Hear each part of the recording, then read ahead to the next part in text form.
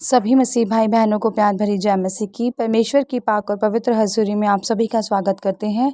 और हमारे पिता परमेश्वर ने हमें जो आज का दिन, आज का समय चलती सांसों से प्लस किया, उसके लिए प्रार्थना करते हैं।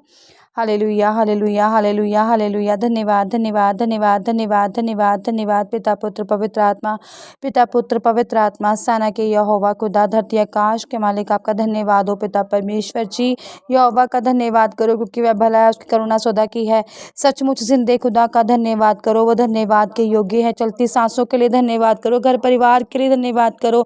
पिता परमेश्वर ने हमारे जो पापों गुनाहों को क्षमा करके अपने बैठकर पढ़ने का, प्रार्थना करने का मौका दिया, उसके लिए धन्यवाद करो। खुदावंद जी, आपका धन्यवाद करते हैं पिता परमेश्वर जी। आपने सारी रात संभाला पिता परमेश्वर जी, चलती सांसों भले चंगे शरीर से ब्लेस किया। खुदावंद जी, आपका शुक्रिया अदा करते हैं पिता परमेश्वर जी। अब समय आपके वचन का, हमारे रोज की रोटी आत्मा की खुराक का है पिता परमेश्वर जी। मेरे खुदा, आपके वचन हमारे राहों की ज्योति, हमारे जीने का, हमारे शुद्ध रहने का आधार है। खुदावंद जी, आपके वचन ही मार्ग, सत्य और ज्योति हैं पिता परमेश्वर जी। आपके वचन हमें सत्य के मार्ग पर चलना सिखाते हैं। खुदावंद जी, मुश्किलों परेशानियों से बचाने का रास्ता, मार्ग तैयार करते हैं। मेरे खुदावंद जी, आपके वचनों के द्वारा हम चलाए बचाए जाते हैं पिता परमेश्वर। आपके वचन पाक और पवित्र है पिता परमेश्वर जी। उस चांदी के समान है जो मिट्टी की भट्टी पर ताई गई और 7 बार निर्मल की गई है। खुदावंद, आपके वचन हमारी जिंदगियों को साफ और पाक बनाते हैं पिता परमेश्वर जी। आपके वचन हमारी आत्मा की खुराक है, हमारी रूह की प्यास को बुझा देते हैं पिता परमेश्वर जी। आपके वचनों पर चलकर हम नए हो जाएं। खुदावंद पिता परमेश्वर, हम पर दया कृपा बनाए रखें। प्रार्थना जिंदा खुदा के नाम में मांगते हैं, आमीन, आमीन और आमीन। हालेलुया। आज मैं आपके लिए लेकर आई हूँ मरकुस 6 की 30 से 32 नंबर आयत तक, जिसका टॉपिक है प्रेरितों की वापसी और एकांतवास। अब परमेश्वर के जो प्रेरित थे, जो परमेश्वर ने दास इकट्ठे किए थे, परमेश्वर जो भी उन्होंने कार्य किए थे, उन्होंने सब जाके वो कार्य यीशु मसीह को बताए। और अब उनको भी क्या चाहिए था? आराम चाहिए था। और यीशु मसीह ने उनको कहा कि तुम भी जाकर आराम करो, एकांत में जाकर, क्योंकि यहाँ पर बहुत भीड़ थी। लिखा है, पढ़ते हैं। प्रेरितों ने यीशु के पास इकट्ठे होकर जो कुछ उन्होंने किया और सिखाया था सब उसको बताया। उसने उनसे कहा, तुम आप अलग किसी एकांत स्थान में चलकर थोड़ा विश्राम करो, क्योंकि बहुत लोग आते जाते थे और उन्हें खाने का अवसर भी नहीं मिलता था। इसलिए वह नाव पर चढ़कर सुनसान जगह में अलग चले गए। हालेलुया।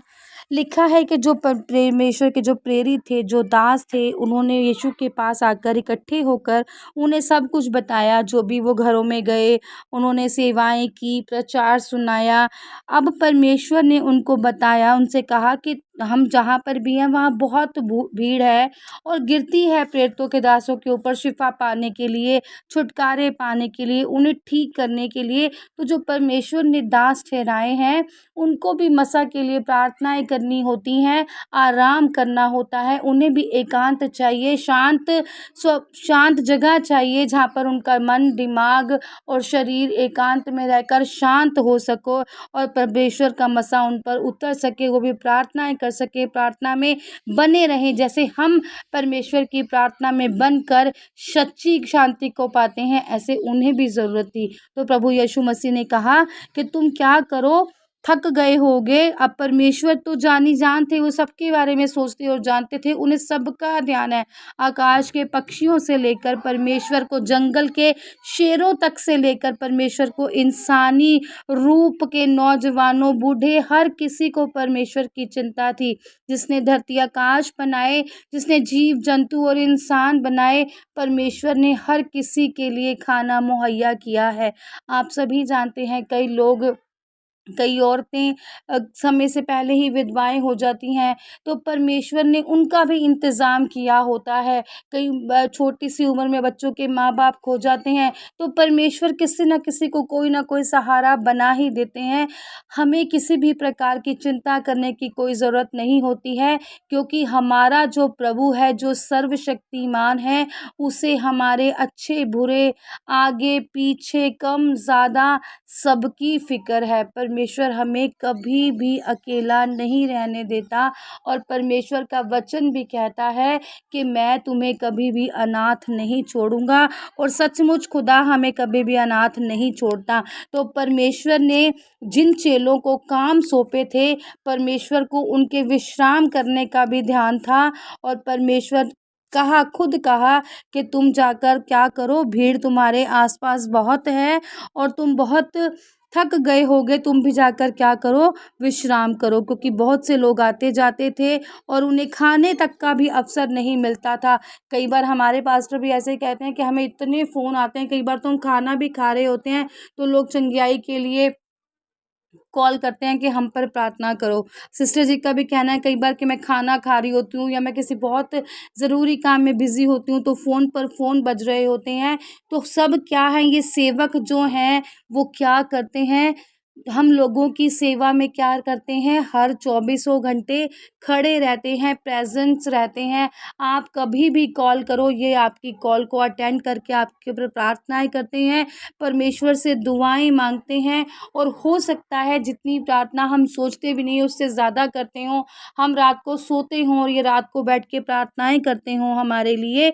तो इनको भी क्या होता है, विश्राम की ज़रूरत होती है। इनके भी परिवार होते हैं, इनके भी घर होते हैं, इनको भी आराम चाहिए, इनको भी नींद चाहिए ताकि स्वस्थ शरीर इनको भी मिले। हालेलुया। तो कई बार क्या होता है कि खाने का अवसर तक नहीं मिलता प्रार्थनाएं करते करते, क्योंकि कॉल्स ही इतने बजते हैं, फ़ोन्स ही इतने आते हैं कि खाना खाते भी कई बार अपने जो दास होते हैं वो कहते हैं जैसे परमेश्वर को अपने भेजे हुए बच्चों का फ़िक्र था, ऐसे ही एक दास को भी अपनी कलीसिया की चिंता और फ़िक्र होती है। और दास एक अवेलेबल रहता है अपने हर एक कलीसिया के लिए जब भी उन्हें ज़रूरत होती है। हालेलुया। अब क्या हुआ, इसलिए वह नाव पर चढ़कर सुनसान जगह में अलग चले गए। अब वो उनको विश्राम करना था, थोड़ी शांति चाहिए थी, थोड़ा अलग सा ठहराव चाहिए था, परमेश्वर की प्रेजेंस चाहिए थी, पवित्र आत्मा चाहिए थी, प्रार्थनाएं करनी थी। तो उन्होंने क्या किया, एक सुनसान जगह पर अलग चले गए और वहाँ पर सच्ची शांति को पाया। हालेलुया। अब अब सच्ची शांति कहाँ है, एकांत में। परमेश्वर, आप सभी जानते हैं कि प्रभु यीशु मसीह भी कई बार जंगलों में जाकर प्रार्थनाएं करते होते थे जहाँ पर कोई भी नहीं होता था और एकांत में परमेश्वर प्रे करते थे। और आप भी कभी जब घर में कोई नहीं हो तो अकेले बैठकर कभी प्रेयर कर कर देखना, पवित्र आत्मा आपको टच करता है। हालेलुया। सर्वशक्तिमान प्रार्थना करते हैं। खुदावन पिता परमेश्वर, मेरे यहोवा पिता, मेरे ज़िंदे परमेश्वर, आपका शुक्र धन्यवाद करते हैं पिता परमेश्वर।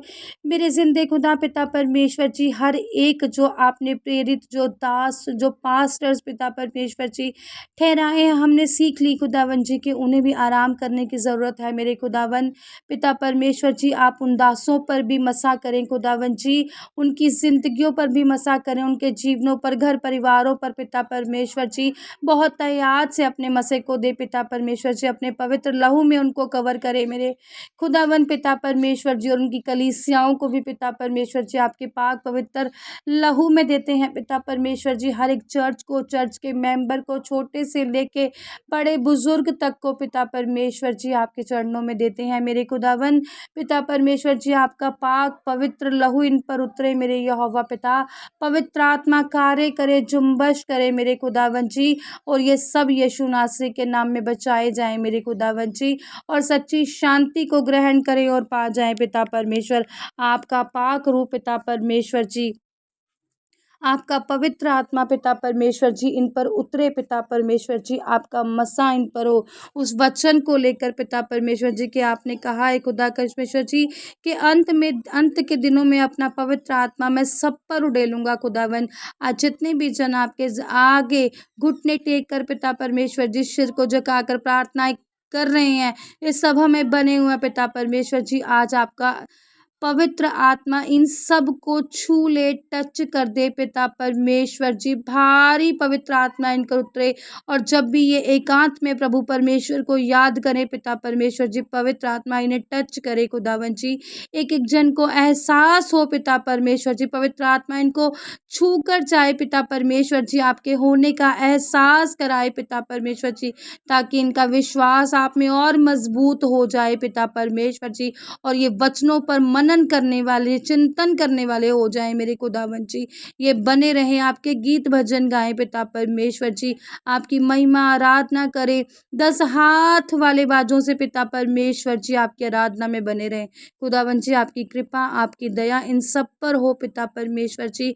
आपकी ही मर्जी इन सब पर पूरी हो मेरे खुदावन, इनके परिवारों पर, इनके घरों पर, कामों पर, इनके नेचर में, इनके स्वभाव में पूरी हो पिता परमेश्वर मेरे खुदा। दया और कृपा को मांगते हैं, प्रार्थना जिंदे खुदा के नाम में मांगते हैं। आमीन, आमीन और आमीन। आज की इस प्रार्थना सभा को सुनना आप सभी के लिए आशीष और बरकत का कारण बने। अगर आप भी सिस्टर मनप्रीत के साथ अपने परिवार की समस्याओं से संबंधित किसी भी प्रकार की बात करना या प्रार्थना करवाना चाहते हो तो इस नंबर 6280896731 पर कॉल करके या व्हाट्सएप पर मैसेज करके अपनी प्रेयर रिक्वेस्ट को लिखवा सकते हैं। प्रेयर लाइन पर कॉल करने का समय सुबह 8 बजे से शाम 8 बजे तक का है। कृपया करके सुबह 8 बजे से पहले और शाम 8 बजे के बाद कॉल ना करें। धन्यवाद। सभी को प्यार भरी जय मसीह की।